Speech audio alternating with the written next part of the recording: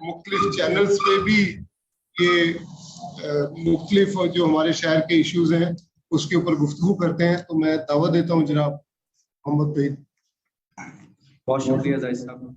सबसे पहले मैं शुक्रगुजार हूँ यूनिवर्सिटी का कि ऐसे फोरम का इनेकाद बेसिकली बहुत ज़रूरी है, क्योंकि हम ये देखते हैं कि हमारे इदारों की जानिब से तो कम्युनिटीज़ को इंगेज नहीं किया जाता, जबकि ये इदारों की जिम्मेदारी है कि जब जैसे ये सेंसस की एक्टिविटी जब शुरू की जा रही थी उस वक्त कम्युनिटीज़ मुख्तलिफ कम्युनिटीज़ को इंगेज करके उनके साथ में बाहिमी मुशावरत इस अंदाज में कि उनको मुताल्ला किया था कि जी सेंसस क्यों जरूरी है। जैसे कि डॉक्टर आसिम ने बड़े खूबसूरत अंदाज में बताया कि जी इसकी फाइनेंशियल जो है वो वेरिएंट क्या है और किस तरह से जाके हिट करता है मुख्तलिफ वसाइल की तकसीम दीगर मामलात को। तो लोगों को अगर इसका पता और लोगों को अगर इसकी अवेयरनेस हो तो शायद हमारा जो पार्टिसिपेशन जो लेवल है वो शायद डिफरेंट हो जाए। तो बहरहाल यूआरसी ऐसे ही फोरम का इनकाद इस मकसद के लिए भी करता है कि वो मालूमात जो शायद हुकूमती हलकों तक हैं या अकेडमिया तक हैं उसको जो है वो आम लोगों तक पहुंचाया जाए और आम लोग उस पर डिस्कशन कर सकें। सबसे बुनियादी बात तो चूंकि आज मरदमशुमारी के हवाले से बात हो रही है तो मरदमशुमारी का जो बुनियादी हदफ है अगर हम कहें तो वो ये है कि एक मखसूस मुद्दत के दौरान में जो आबादी है उसकी दुरुस्तगी के साथ गिनती करना। हमारे यहाँ की गिनती का अमल तो हो रहा है लेकिन उसमें दुरुस्तगी का एलिमेंट किस हद तक है ये एक क्वेश्चन बन जाता है। ठीक है, फिर दूसरी बात जैसे कि डॉक्टर आसिम ने बताया बिल्कुल वसाइल की तकसीम एक बुनियादी मसला है, इसके अलावा इंतखाबी हलकों की हदबंदी एक बुनियादी मसला है। अच्छा, अगर हम मीडिया को देखें तो मीडिया के कहते हैं कि दो मामला बहुत ज्यादा सामने आते हैं जिसमें खास तौर पर जो इलेक्शन रिलेटेड या जो इलेक्शन या फिर कह लें असेंबलीज की जो सीट की एलोकेशन है या कॉन्स्टिट्यूंसीज कितनी होनी है इसको ज्यादा लिंक किया जाए, जबकि हम देखते हैं कि ये मर्दमशुमारी जो है एक समाजी और माशरती मसला ज्यादा है। वो कैसे है ये हम आगे बात करेंगे। अब इसका मामला ये है कि मर्दमशुमारी का एक बुनियादी मकसद ये है कि लोगों के म्यार जिंदगी का अंदाजा लगाया जाए। फिर जब म्यार जिंदगी का अंदाजा लगा लेंगे तो उसके हिसाब से अवामी खिदमात की फराहमी का इस वक्त स्टेटस क्या है और आने वाले वक्तों में लोगों को किस अंदाज में किस तरह की अवामी खिदमात फराहम की जा सकती है।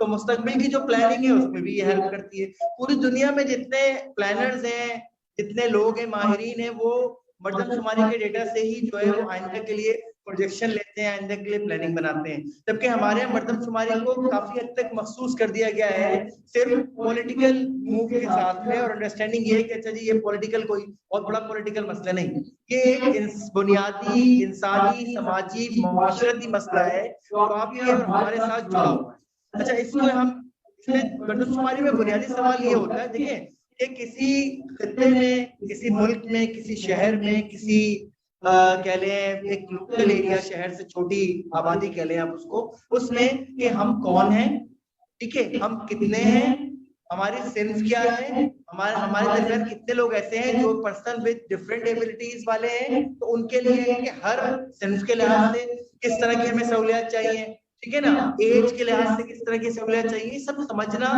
सारी चीजें पूरी दुनिया मर्दमशुमारी से समझती है। हमारा ये डेटा जो है वो उतना सामने ही नहीं आता। जैसे कि आपको पता है 2017 में जब मर्दमशुमारी हुई तो 4 साल बाद डेटा जो इसकी डिजिटल बुक बनती है वो 4 साल बाद तो वो फिर सामने आई। डिजिटल मर्दमशुमारी में एक बात बहुत अच्छी रही जो कि पॉजिटिव हम उसको कह सकते हैं, वो ये कि टाइमली हमें पता चलता रहा कि अब जो है हमारा अकाउंट कहाँ तक पहुंच गया।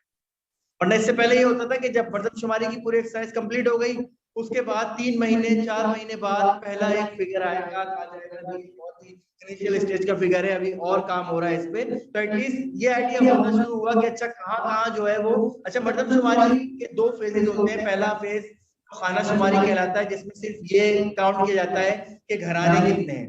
अब घरानों का मामला ये है कि पाकिस्तान ब्यूरो ऑफ स्टैटिस्टिक्स का एक बहुत बुनियादी मसला है।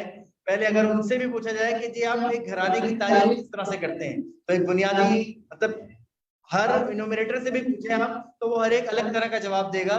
मेरे घर पे आते हैं मुझसे पूछते हैं जी आपके यहाँ कितनी फैमिलीज हैं। अब शायद मेरी अपनी फैमिली की इंटरप्रिटेशन ये हो कि एक किचन है तो एक फैमिली है, बात खत्म हो गई। या शायद मेरे पड़ोस में अगर जो है वो 4 मैरिड कपल रहते हैं तो उनकी अंडरस्टैंडिंग ये हो कि एक मैरिड कपल जो है एक फैमिली होता है। यानी आप अपने सवाल को उस तरह नहीं पूछ रहे जिस तरह सवाल किया जाना चाहिए। और जो जवाब आ रहा है आप उसको नोट कर रहे हैं, ठीक है, आप आगे बढ़ रहे हैं। यहाँ से एक बुनियादी प्रॉब्लम शुरू होता है, यानी आपने सवालनामा जो डिजाइन किया वो किस तरह किया, उस सवालनामे को क्या मुख्तलिफ माहिरीन से, मुख्तलिफ यूनिवर्सिटीज के हेड से जो डेमोग्राफी और इस पॉपुलेशन पे काम करते हैं, क्या उनसे इंडोर्स किया, उनसे बातचीत की गई, क्या दूसरे ममालिक में जो इंडिकेटर इस्तेमाल होते हैं, हमारा पड़ोसी मुल्क इंडिया हमारे साथ आजाद हुआ, आज उसका आप सेंसस का फॉर्म उठा के देखें जी, बहुत सारे वेरिएंट है, बहुत डिटेल है।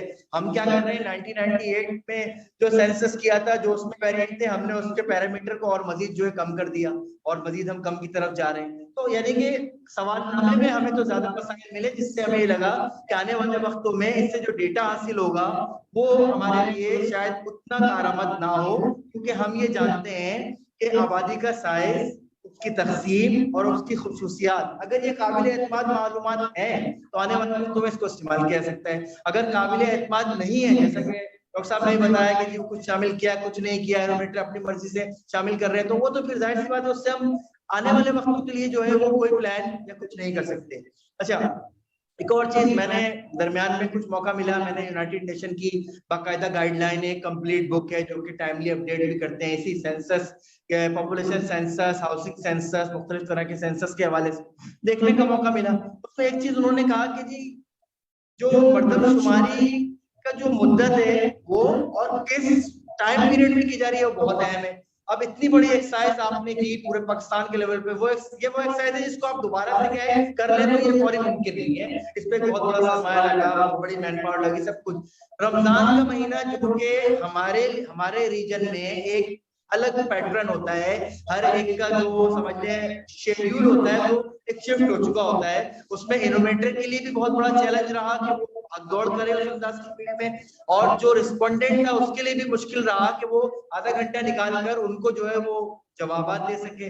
तो अब ये नहीं पता कौन लोग थे जिन्होंने रमजान के महीने को और मर्दमशुमारी को लाकर ओवरलैप किया, जबकि मुझे जो उनकी यूएन की गाइडलाइन समझ आया कि अगर हमारे कॉन्टेक्स्ट में वो कहेंगे जी रमजान में एक्सरसाइज नहीं हो सकती, पहला बुनियादी मसला तो मुझे लगा, तो मैंने आपसे शेयर किया, उसकी वजह से बहुत से मसाइल फिर वो सामने आए। अच्छा, इसी तरीके से अगर हम देखें तो मुख्तलिफ एक्ट है, जैसे डॉक्टर साहब ने बताया कि जी 59 का एक्ट है, शुमारियाती एक्ट है, फिर 1991 का, 2011 का जो एक्ट आया जनरल शुमारियात एक्ट, उसमें जहां और चीजें आई, एक चीज आई, इससे पहले मर्दमशुमारी एक 10 साल के बाद एक एक्टिविटी थी, लेकिन इस एक्ट में इसको तब्दील किया गया, कहा गया कि कोई भी हुकूमत जब चाहे मर्दमशुमारी करा सकती है, जिसकी वजह से आज हम ये जो मर्दमशुमारी हम देख रहे हैं कि हुकूमत की विश थी कि मर्दमशुमारी कराई जाए, इसकी मर्दमशुमारी कराई जा रही है। यानी अब जो हुकूमत जिस टेन्योर में समझेगी इसको बेहतर, वो जब करवा लेगी। एक तो मसला आप ये भी समझे,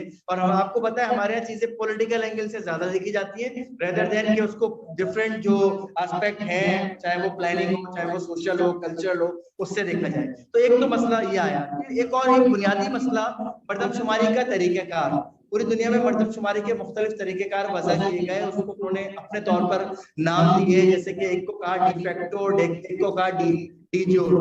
अच्छा, पहले हम बात करें अगर डिफेक्टो जो तरीक़ेकार है, उसमें ये कहा गया कि जो मर्दमशुमारी के दिन जो लोग जहां मौजूद हो उनको वहां गिन लिया जाए, एक मखसूस मुद्दत में जो लोग जहां मौजूद हो उनको गिन लिया जाए। लेकिन ये तरीक़ेकार हमारी इस वक्त जो मर्दमशुमारी हो रही है 2023 में, उसमें ये तरीक़ेकार जो है वो अख्तियार नहीं किया गया, बल्कि जो दूसरा तरीक़ेकार है जिसको डी ज्यूरो कहा जाता है, ये उस पर गए। उसमें क्या है कि लोगों को उनकी मामूल की रिहाइश के मुताबिक गिना जाए।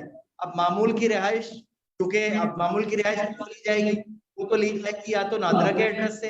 अब नादरा में मामला ये है कि बहुत से लोगों के एड्रेसेस इस तरह हैं कि वो उनका मुस्तकिल पता जो है वो उनके आबादी इलाके का है, और वो अगर कहीं अपनी किसी जरूरत, तालीम या रोजगार की जरूरत के तहत किसी और शहर आए हैं तो उनका जो है वो पता वो लिखा हुआ है। अच्छा, बहुत बड़ी तादाद ऐसी है जिनका वो जो यानी कि कह लें टेम्परेरी एड्रेस तक नहीं लिखा हुआ, उनके तमाम डॉक्यूमेंट जो है उनके आबाई इलाकों से ताल्लुक रखते हैं। अब यहाँ तो एक मसला। अच्छा, जो एनुमरेटर है वो आमतौर पर हमने भी देखा वो टीचर्स थे, स्कूल टीचर्स थे, उनके लिए पीबीएस ने ये रूल वज़ा किया कि वो ये सवाल पूछेंगे कि जी आप जो है वो पिछले 6 महीने से यहाँ मौजूद हैं और यहाँ अगले 6 महीने तक यहाँ मौजूद होंगे। ये 2 सवाल रखे गए। लेकिन अब मसला ये है कि ये तो अब जवाब दहंदा पर मुश्तमिल है कि वो जो है वो जो जवाब दे। इनोवेटर के पास कोई कैपेसिटी नहीं है जज करने की कि ये अगले 2 महीने में चला जाएगा या 2 साल से है या 10 साल से है, जैसा वो लिखे, जिम्मेदारी खत्म हो गई। तो यानी ये एक और तरह का गैप है जिससे बहुत से लोग इस वजह से रह गए। फिर बहुत जगहों पे ये चीज सामने आया, जैसे कि हमारे एक जानने वाले हैं, वो दिल्ली में रहते हैं, उनकी जो मेड है वो अपनी फैमिली समेत 10 साल से यहीं रहती है उनके जो सर्वेंट क्वार्टर में। उसने बताया कि उन्होंने कहा इसको काउंट करें, ये कश्मीर से एनआईसी दिखाएं, इसका 14 कश्मीर का एड्रेस है। अच्छा जी, उनके कहने के बावजूद उन्होंने काउंट नहीं किया, वो कहते रह गए भाई 10 साल से जाएगी नहीं वापसी, यहीं रहेगी, तो काउंट नहीं किया गया। अच्छा, बहरिया यूनिवर्सिटी में एनवायरमेंटल डिपार्टमेंट में पढ़ाता हूँ मैं, तो हम बच्चों से डिस्कशन करते हैं ताकि आज की नस्ल को ये पता चले ये मसले कितने हैं। तो उनसे सबसे मैंने पूछा, एक क्लास की कोई क्लास मैंने पूछा, तो तकरीबन उसमें जो 1/4 स्टूडेंट जो थे वो ऐसे थे जिनके डुअल एड्रेसेस थे, एक कराची का एक बाहर का। तो उनमें से 70% ने कहा जी हमारे पास तो आएगी वो सिरे से बात, वही एड्रेस वाला मसला आ गया। तो किसने इनको ये सिखाया कि भाई ये जाके, अच्छा वो कह रहे हैं हमारे आबा अजदाद के एड्रेस वहां का है, हमारे एड्रेसेस वहीं के चल रहे हैं, लेकिन हम रहते कराची में शुरू से, जाहिर सी बात है। लेकिन अब इनोवेटर को किसने ये बात समझाई कि भाई उनके पास जाना ही नहीं है या उनसे बस एड्रेस के बाद आगे चीज पूछनी नहीं है, तो ये तो फिर बात तो 6 महीने वाली बात भी जो है वो पीछे रह गई। एक मामला ये सामने आया। अच्छा, कराची को हम देखते हैं, कराची एक कंपोजिशन है जिसमें लग मुहाजिरीन या मौसमी तारकीन जो है वो भी है। अब 3 तरह के माइग्रेंट है, एक तो वो कि 19 जब पोस्ट पार्टीशन 1971, फिर उसके बाद में एक बड़ी तादाद है जो कि मुख्तलिफ पाकिस्तान के मुख्तलिफ शहरों से लोग यहाँ आए रोजगार के लिए, अपना तालीम के लिए, दीगर हवालों पर। वो हमने देखा वक्तन फवक्तन लोग आते रहे, ये सिलसिला जारी रहा। फिर लेकिन एक और सिलसिला आया, क्लाइमेट चेंज जैसे सिनेरियो का जब हमें सामना करना पड़ा, जब 2010 का हमने फ्लड, एक बड़ी तादाद जो है वो शहर कराची की तरफ भी आई, दीगर सेकेंडरी शहरों के साथ साथ। 2022 के फ्लड में एक बहुत बड़ी तादाद जो है वो इस शहर कराची की तरफ आई। आज भी आप जाए सुपर हाईवे के सामने जो है वो जो आपकी झुग्गी झोपड़ी है, वहां पर तकरीबन उनका कहना है 6000 फैमिलीज है जो वहां रहती हैं। ऑक्सफे में अभी हमने देखा वहां पर तकरीबन जो है वो 1000 के करीब फैमिलीज है जो वहां रहती हैं। वो 2010 से यहाँ रह रहे हैं, उनके एड्रेसेस, उनके तमाम डॉक्यूमेंट सब इंटीरियर से इनके हैं। तो जबकि वो यहाँ रह रहे हैं, यहाँ की रिहायशी जो सहूलियात हैं जिस हद तक मौजूद है उससे इस्तेफादा कर रहे हैं जैसे भी अंदाज में है। तो लेकिन वो गैप, एक डेटा का गैप समझाना चाह रहा हूँ कि वो जो है वो बनता जा रहा है। इसी तरीके से अब हम माजी के सेंसस को देखें, अब इस वक्त लोग किस तरह देख रहे हैं। आज जो शहर की आबादी हो गई है वो आ गई है सामने कि जी 1,90,00,000 तक की आबादी पे हम पहुंच गए, बड़ी बहुत खुश हैं हम। लेकिन 2017 का अगर हम एक्चुअल फिगर देखें तो वो जो है वो 1,80,00,000 का फिगर में तो हम उस वक्त थे।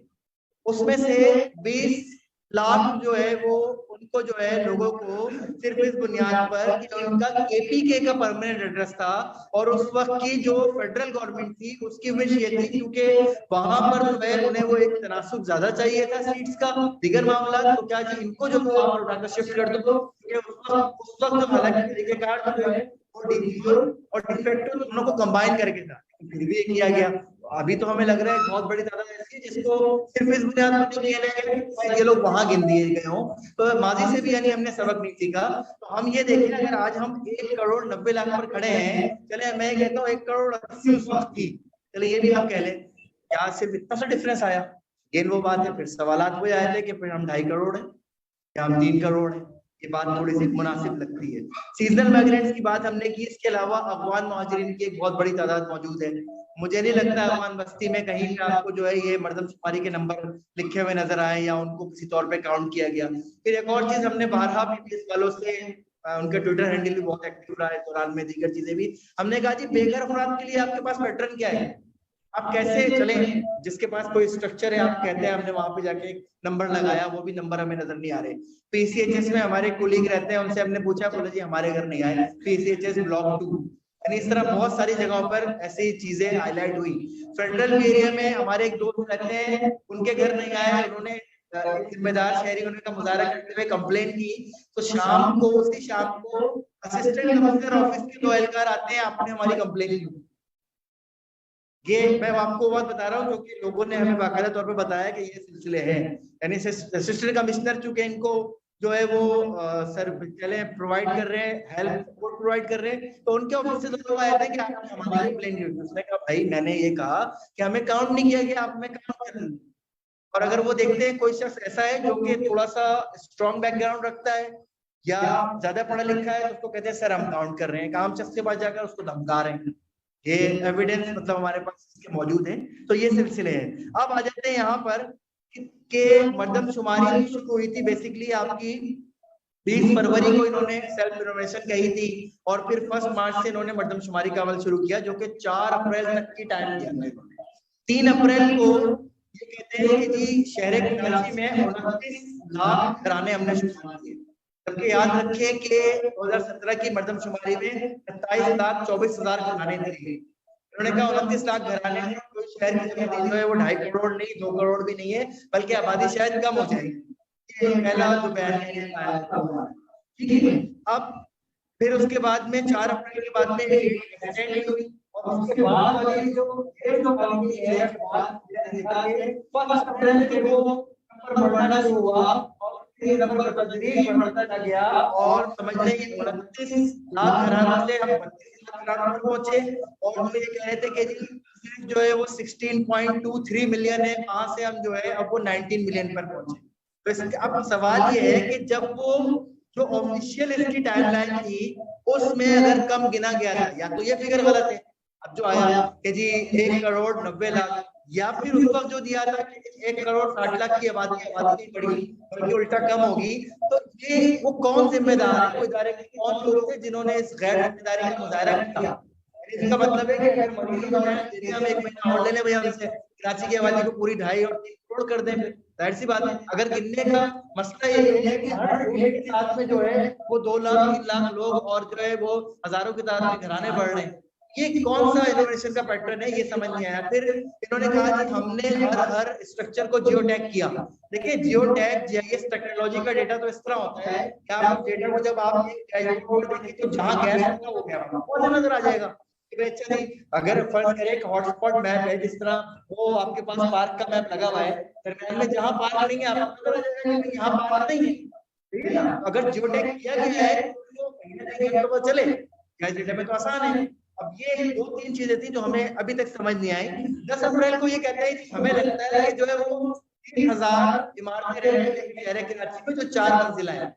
भाई आपकी इनोवेशन की स्ट्रेटेजी जो थी वो किस अंदाज की थी, आपने उसके लिए प्लान क्या किया था, इतना बड़ा शहर है, इतनी आबादी है, उसके लिए आपने क्या किया।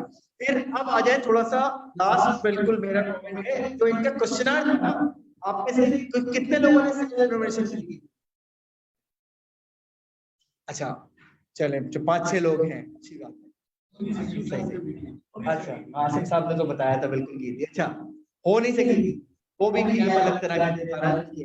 अच्छा जब मैंने भी सेल्फ इनोवेशन की थी टू मेक एन अंडरस्टैंडिंग कि भाई ये सवालात इनके क्या हैं, किस तरह से पूछ रहे हैं, तो इसमें जब ये आगे आगे आए हैं थोड़ा सा और आगे, हाँ ये और नीचे आया, ठीक है।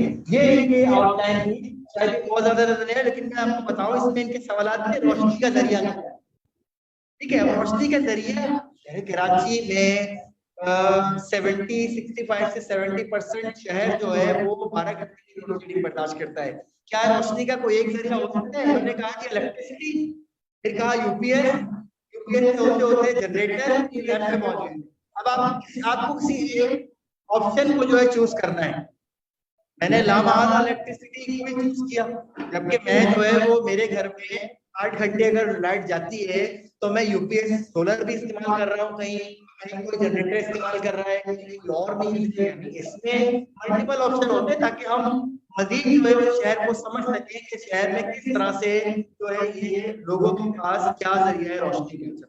फिर आते हैं ये लोग, इन्होंने सवाल डाला कि सोर्स ऑफ ड्रिंकिंग वाटर आगे मौजूद है, और नीचे आ रहा है आगे वाला ये यहाँ पे बात कर रहे हैं सोर्स ऑफ ड्रिंकिंग वाटर। आप मुझे बताएं शहर कराची में पानी का जितना मसला है, कि शहरों में भी कमोबेश होगा, लेकिन अक्सर लोगों का पीने के पानी का जरिया डिफरेंट होता है और घर में इस्तेमाल किए जाने वाले दिगर इस्तेमाल के पानी का जरिया मुख्तलिफ होता है। एक सवाल आप ऐड कर सकते थे अगर आप समझते कि इस चीज की अहमियत है। आपने पूछा जी पीने के पानी का जरिया, क्योंकि दो तरीके बताया कि आप घर के अंदर से पीने का पानी लेते हैं या घर के बाहर से। अच्छा, उसके बाद मजीद वो कहते हैं अच्छा जी आप घर के अंदर से लेते हैं तो फिर उसकी डिटेल दे दी घर के बाहर से। लेकिन मेरा असल मसला तो यह है कि मैं घर में दीगर जरूरियात के लिए जो पानी इस्तेमाल करता हूँ उसका जरिया है। तो आपने बात की कल को हम पीने के पानी शहर के पीने के शहर के पानी के हवाले से कोई काम करना चाहे तो हमारे पास ये डेटा मौजूद होगा। ठीक है, एक डेटा का गैप और ही आ गया। इस तरीके की दो छोटी चीजें और हैं। जब ये हाउसिंग मटेरियल की तरफ आते हैं और नीचे आएगा के पास इसके पास एक सवाल है कि जी घरों की छत जो है वो कैसी होगी। अब छत से मुताबिक क्या सवाल हीट वेव, हम आप सब अभी आए, शदीद गर्मी है, अभी हम इसके नीचे ये आरसीसी के नीचे बैठे हैं तो हमारा थर्मल जो सेंस है वो डिफरेंट है। अगर हम लोगों को टीन की छत के नीचे बिठा दिया जाए तो एक थर्मल कंफर्ट हमारा डिफरेंट हो जाएगा, थर्मल डिफरेंट होगी। उन्होंने क्या किया, सीमेंट की शीट और आयरन शीट एक साथ क्लब करके कैटेगरी मसला ही खत्म। यानी उनके नजदीक ये मसला ही नहीं है कि कौन लोग ऐसे हैं जो शदीद टेम्परेचर में जो है वो आयरन शीट के नीचे गुजारा कर रहे हैं, कौन ऐसे हैं जो कि सीमेंटेड शीट के नीचे हैं। दोनों में फर्क है, दोनों के थर्मल रेट में फर्क है, उसको नहीं समझा उन्होंने। इसी तरह दीवारों की जब वो बात करते हैं तो दीवारों के सवाल में जो है वो हमारे यहाँ जो है वो जो मटेरियल है वो ये ब्रिक्स है। आप अंदरूनी सिंध में जाए वहां पे वो भट्टे वाली ईंटें होती हैं, दोनों का जो है वो थर्मल एक्सपीरियंस डिफरेंट है, उसको एक साथ मर्ज कर दिया। और हमने ये देखा कि उनके सवालात में भी जो है वो इस तरह के बहुत सारे गैप्स मिले, जिससे कल को आने वाले वक्तों में जो क्लाइमेट चेंज जो एक बहुत बड़ा चैलेंज है उसको हम कॉम्बेट नहीं कर सकते उस डेटा के जरिए से। तो ये कुछ बुनियादी बातें थी, क्योंकि हमने देखा कि ये डेटा सेट वो होता है जो कि शहरों के मुस्तकबिल का तयन करने में मदद देता है। लेकिन हमें नजर आ रहा है कि ये डेटा उसी तरह है कि नामुकम्मल सवालात और नामुकम्मल जवाबात के साथ ऐसे का ऐसे रह जाएगा। वो एक अलग बात है कि फिगर हमारा कम है या वो अंडर काउंट किया वो, लेकिन जो डेटा मिलेगा भी वो भी क्या काबिल इस्तेमाल होगा कि नहीं होगा। तो हमें तो नजर ये आता है कि उसमें भी उतनी ज्यादा हमें जो है शायद जो है मालूमात ना मिल सके जिससे शहर को सही मायनों में चलाने में और आने वाले वक्तों के मसाइल से निपटने में मदद मिलती है। तो बस मुझे ये बात करना थी, बहुत शुक्रिया। बहुत शुक्रिया तौहीद भाई। तौहीद साहब ने बहुत वो इश्यूज जो हमारे दरमियान के हैं उनके ऊपर गुफ्तगू की है। हमारे बहुत सारे दोस्तों ने हमें ज्वाइन किया है। मजीद